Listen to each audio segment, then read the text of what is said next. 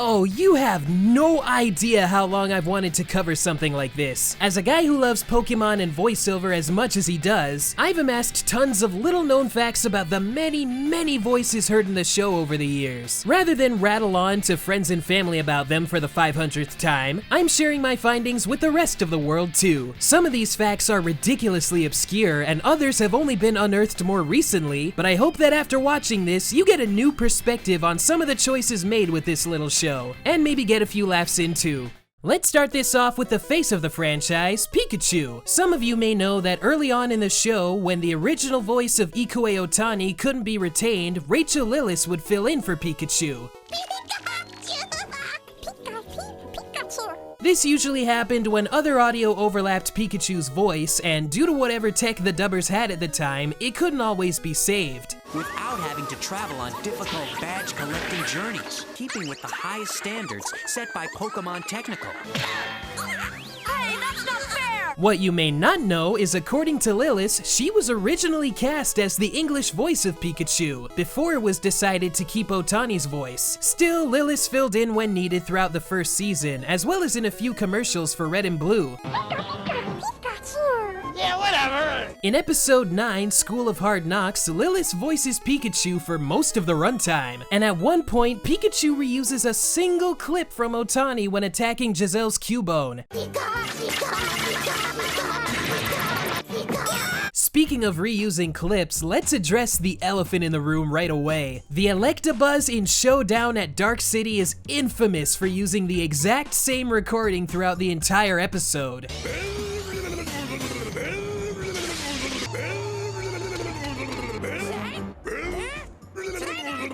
This is the Japanese voice, but for some reason, only this one clip remains in the dub. Maybe for the same issues with Pikachu's voice, or they just found this one really funny. In the original Japanese, it uses several other recordings, but if you're familiar with Pokemon Snap, you've actually heard these, as they were reused for Electabuzz's appearance in the game.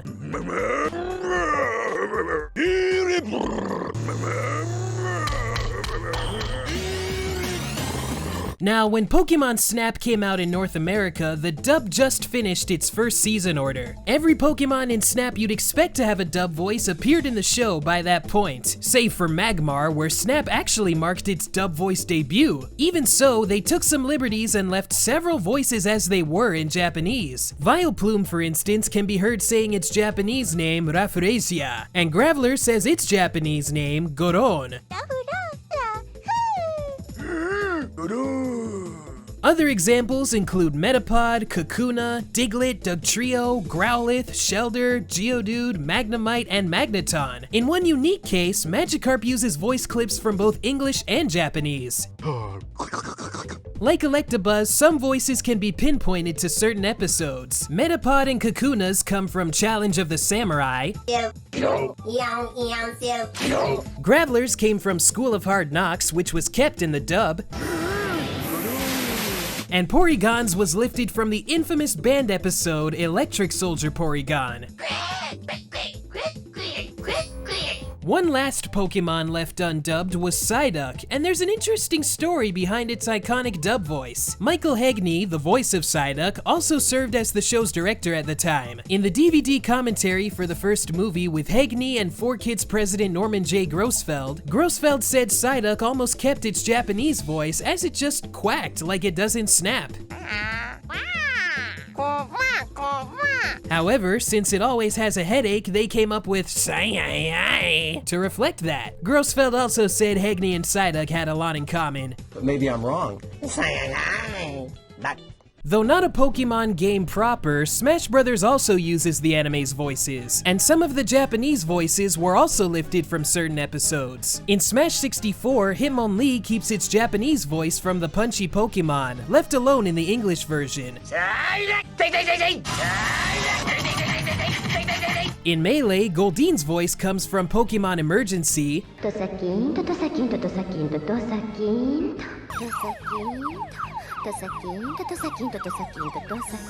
and Charizard's is from Attack of the Prehistoric Pokemon.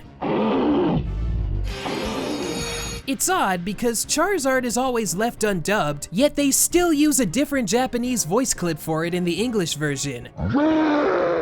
In Smash Ultimate, several Pokemon that had dubbed voices in the Sun and Moon anime retain their Japanese ones, such as Togedemaru, Vulpix, Mimikyu, and Tapu Koko. Some Pokemon were voiced by English and Japanese actors at the same time. For example, in Abra and the Psychic Showdown, Sabrina's Abra is voiced by Maddie Blaustein, overlapped with Rikako Aikawa in the dub.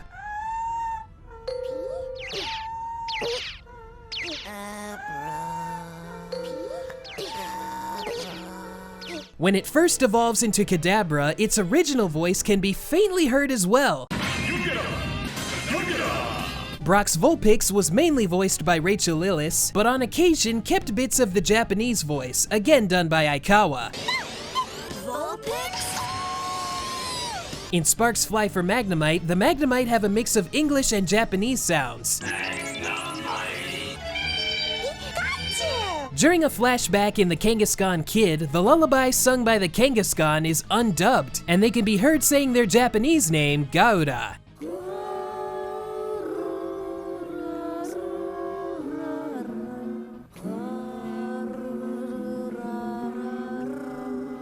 The best known example of dual roles was with Jessie Seviper. Originally voiced by Michael Sinner-Nicholas, it had little snake chirps kept from its Japanese voice, Chisato.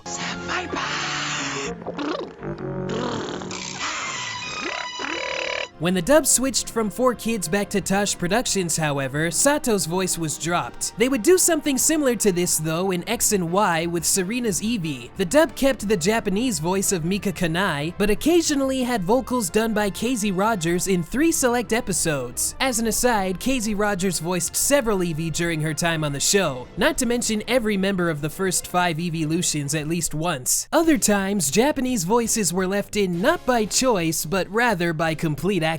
Be it Pokemon or human, both tended to slip through the cracks, but I'll list some notable examples. In Pokemon Shipwreck, when Ash and the gang are blown away by Gyarados, Team Rocket can be heard yelling, "Yana Kanji!" the Japanese equivalent to blasting off again. And in Bye Bye Butterfree, you can hear Jesse and James's Japanese voices when Butterfree attacks them. In the Tower of Terror, when the ghost Pokemon scare off the main trio, you can hear their original laughter underneath the English track.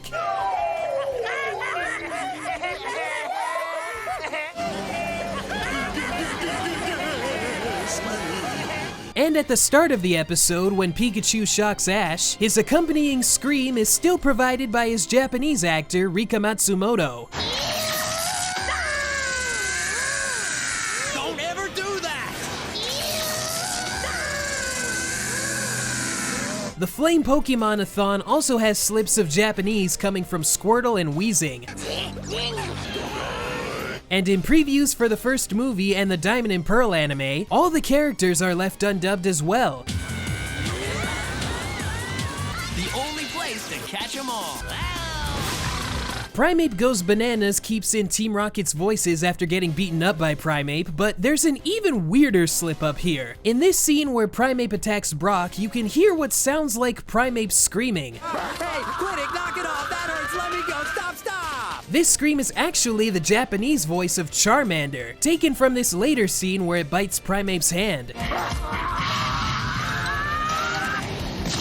What's funny is this scream is still heard in the dub in its proper place, in time with the English audio.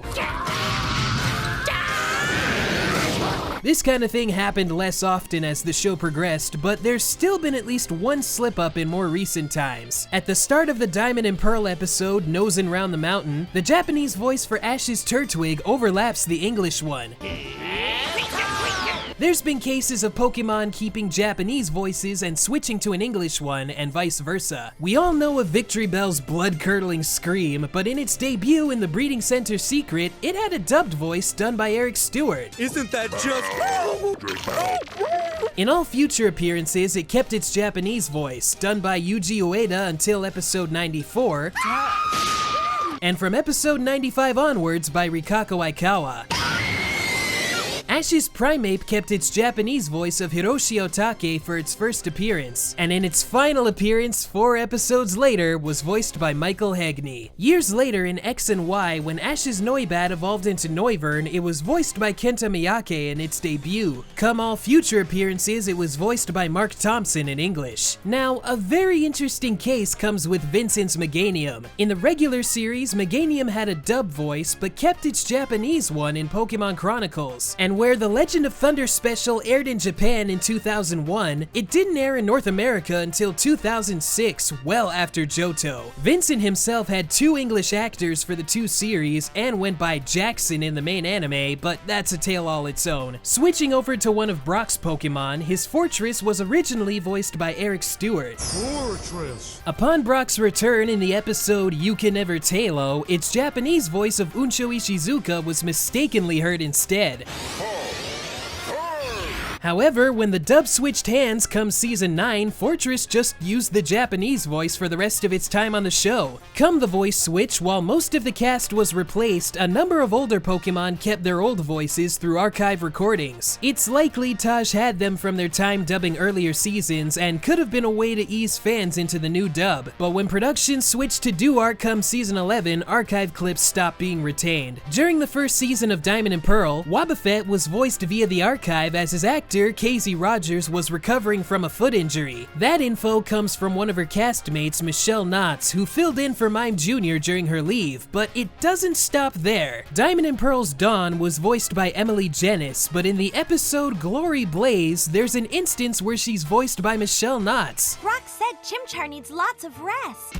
That's terrible! I don't know why or how, but I know for a fact that's not Dawn's regular voice. Over the years, some of the show's actors have shared their inspirations for Pokemon they voiced. The late Maddie Blaustein, best known as Meowth, played numerous other Pokemon, 2 in particular being Corphish and Farfetch'd. According to an old blog of hers, the voices she gave them were based on her pet parrot, Jake. She later managed to get Jake to say, "Corphish, Corphish," which she apparently loved. Corphish.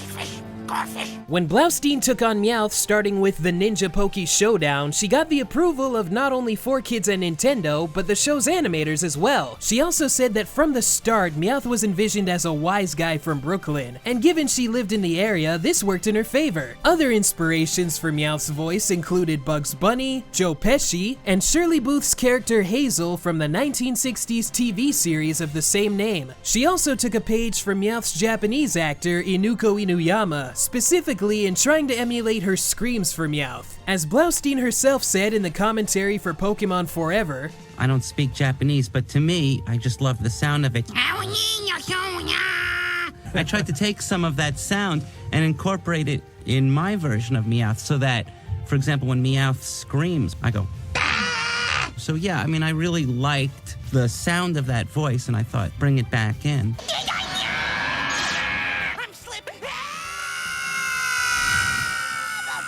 Bill Rogers has also voiced a ton of Pokemon, with one of his all-time favorites being Krogunk. During his early days on the show, he had a blog of his own where he'd write about working on an episode and later watching it for himself. When he first saw Krogunk in the episode Jambalaya, he knew he wanted to voice it. He noticed its Japanese voice was very quiet, making it hard to tell if it was reacting to things. Rogers wanted a voice that was not only audible, but also unlike anything heard in the show before. In the weeks before dubbing, Rogers spent time figuring out how to make a croaking noise while still saying Krogunk's name, and said the name itself accompanied the sounds well. There were also times where Krogunk made a sly coughing noise, which I thought was its Japanese voice left in by mistake. But I went to the source and Bill Rogers confirmed it was all him. In his own words, "That's me taking a cue from Gregoru's Japanese performance. Occasionally he'd scoff at Brock. It's kind of a tongue-clicky react to imply, ugh, this guy. I also occasionally had him do the little Muttley style laugh, but sometimes it was a craw.